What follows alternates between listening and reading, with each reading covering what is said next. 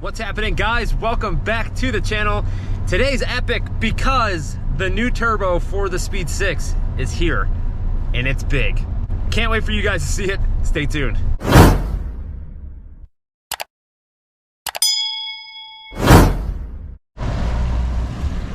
Starting our afternoon with some Chick-fil-A. Can't go wrong with some Chick-fil-A, I'll tell you that. It's just that good. Never gets old. All right, guys, we're back at the shop.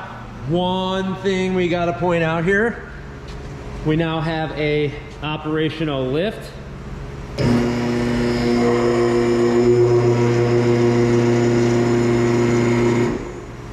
Pretty legit. I'm so pumped. We're gonna get the Speed 6 up in the air in this episode. Take a look at underneath, check some things out, and kind of test out the lift. Pretty sick. It's got the bump guards and everything. It's gotta probably pull the 6 up just a little bit and get this thing up in the air. It's all wired. Nice. It's just gotta run all the power on the wall still and run the outlet for the welder as well. So we'll get all that, but we went with a turbo that we're not so unfamiliar with, but a turbo that a lot of people don't think about because the other brand is so much bigger and a lot more people use them. So we decided to go with a BorgWarner S369 SXE, which is big. They flow up to 900 or so horsepower. It's my version equivalent of like what a 64, 66 will do. But I've had a BorgWarner before on the OG Mazdaspeed 3 that I had, if you guys have been following since then. But this turbo is sick and it fit perfectly based off the measurements that I got for some buddies of mine. And man, I got it mocked up, and what we're doing with it is gonna be sick. So here you go. All right, boys, I got it on the car and it's tight for sure. And some things are gonna have to change, but we're super happy with it. It clears the firewall by a good bit. I can get my fingers back there and it clears here good. I was able to get it centered up. The only thing that we're probably gonna have to change is I don't know that I'm gonna be able to get an AN fitting on here. So what we're probably gonna do is possibly cut this back and weld a new bung on there so I can get a dash 10 fitting on there. Or possibly just do a different valve cover and do 2 lines up top like normal and then run those over to my catch can. That's not a big issue at all. I mean, it's just getting something repowder coated is it. And then what we're gonna do, since the housing of these turbos, let me get some light for you guys. The housings of these turbos are so big. Exhaust manifold that I have from Graveyard Performance is awesome, and this was designed for a PTE turbo, and it still happened to fit this big, gigantic BorgWarner in here. If I turn the compressor housing around to have the intercooler pipe go across the engine like we had, the bottom side of this compressor over here actually touches the body of the wastegate, and we can't have that. So what I'm gonna do is what we wanted to do originally anyway, is we're gonna face it down and orient it where we can, right? We'll push some of this stuff back.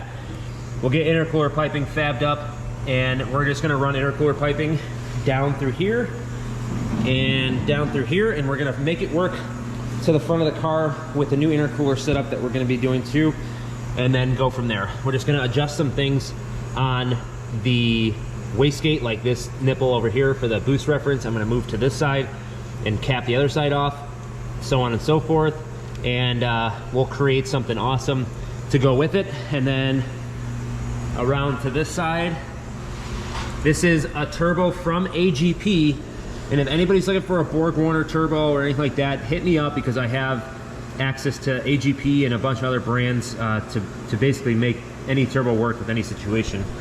But AGP, this is actually their custom in-house back housing, and it's an 0.2 AR V-band, and the V-band is actually adaptable to tile and precision ringed inlets. So it comes with like a little inlet ring that you put on the V-band, and it clamps down on there to fit a precision manifold, which this is. But you can tell that it is a tight fit, but everything clears both ways.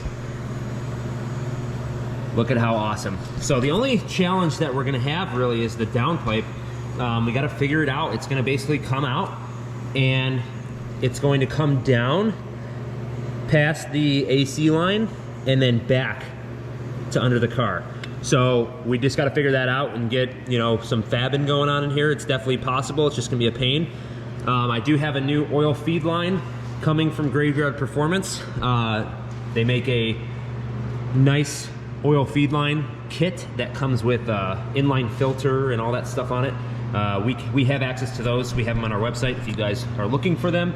And then we're gonna have to make up a new drain line, I believe, and go from there, because the drain line's gonna come out and it has to go back behind and down, so to clear the manifold. So a couple things to work out, but we are not far from getting this thing fired up. I could technically turn the turbo just a little bit and I could possibly get a dash 10 fitting in here, but I really want it to be square and set up like really nice. So we'll figure that out. A valve cover is the least of my worries. That is something that's easily to be swapped out with something else, and we can go from there. So really we just have wiring of some gauges and like finishing the cold side and figuring out a downpipe. But the downpipe, we don't need to start the car. I just am gonna cut the flange. I'm just gonna cut my downpipe like right here. And this is the downpipe that was on the car previously. I'm just gonna cut it here. We're just gonna bolt this up. It'll be basically a straight up freaking hood exit, and it'll be enough for us to clamp it on and put an O2 in there so we can fire the car up and get it running.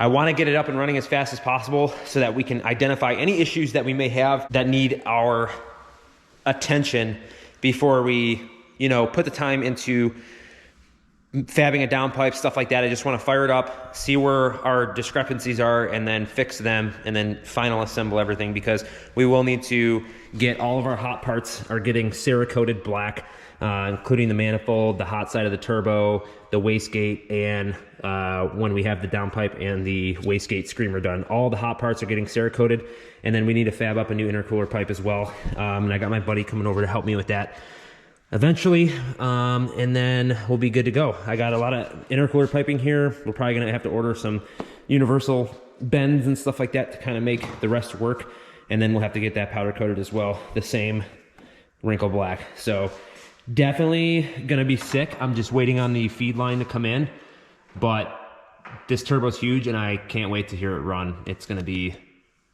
so freaking sweet. So I think what I'll do is I'm gonna put this thing up in the air and we'll get a good look at underneath and see how much room we have to play with for like the downpipe and the wastegate screamer, stuff like that, and just kind of see what everything looks like from the bottom side looking up, and see if we can kind of manipulate anything to make it easier.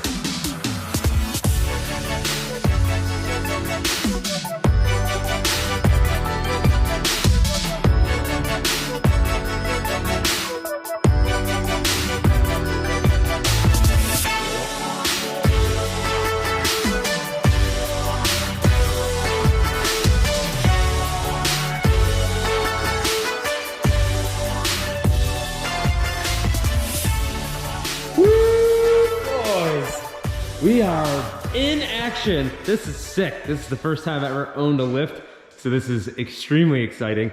Got the Speed6 up in the air, and right away, there's some things that I want to do to get this thing exactly where I want it.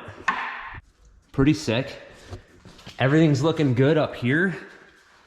No leaks from anything, from the T-case or anything from putting it together.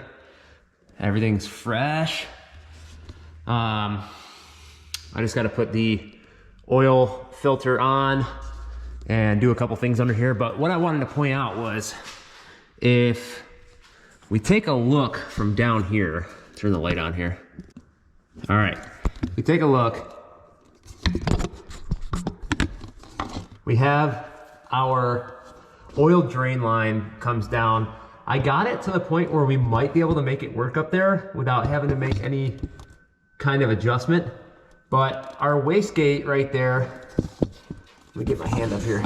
Our wastegate right there, I'm just gonna have to kind of rotate and move to where it makes sense.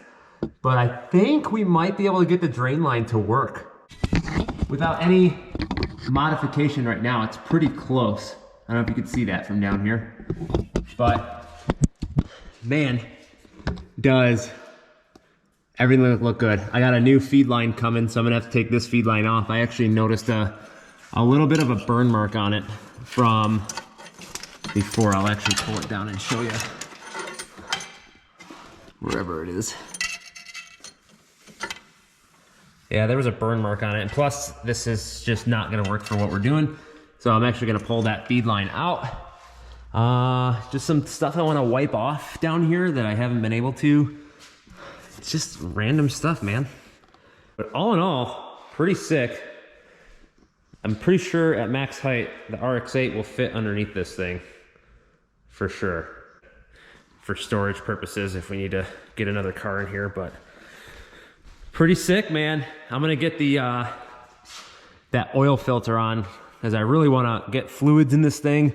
And now that we have the turbo and stuff, I wanna get some power to this thing, power everything up, and get oil pumping in this thing to get some oil pressure built up, see where we're at with that, and go from there. But we're getting close, boys, like real close. I'm just waiting on a crash bar for the front, and then yeah, we'll be ready to go. So I do want to get a power steering cooler from Damond, get rid of this thing, and eventually I want to get a oil cooler for it as well. Get rid of the stock oil cooler and run like an exterior oil cooler. But yeah, man, pretty sick. We'll get this thing cleaned up. There's a lot of stuff that just needs to be wiped up from down here from when we pulled everything apart. Like all that's on the frame, so it'd be nice to get under here and kind of brake clean some stuff and wipe some stuff off. You know, be nice. Little stuff like this bar and stuff like that I could take off and like scuff down and repaint. Like there's a lot of stuff you can do to clean this up and make it like really, really nice. But yeah, I definitely want to get the exhaust portion right here to here off and get a straight pipe welded in between this. Not bad, not freaking bad. Look at that. Look at that booty. Looking good up here, man. So exciting. God, this is so awesome. I love it, dude. It's just so cool to have this stuff. Hard work pays off. It's proof right here. All right, guys, so we checked out everything and we got a good idea of what we need so far, but check this out. I kind of mocked up and cut off a piece of my old downpipe just to have it point up for when we started up. It fits right on there. It's goofy. That won't stay like that, I promise. I just wanted to get it there so that when we do start the car, I can have the exhaust going out. Yeah, we're just waiting on a few things and we'll be able to fire this pig up. So super stoked about the turbo.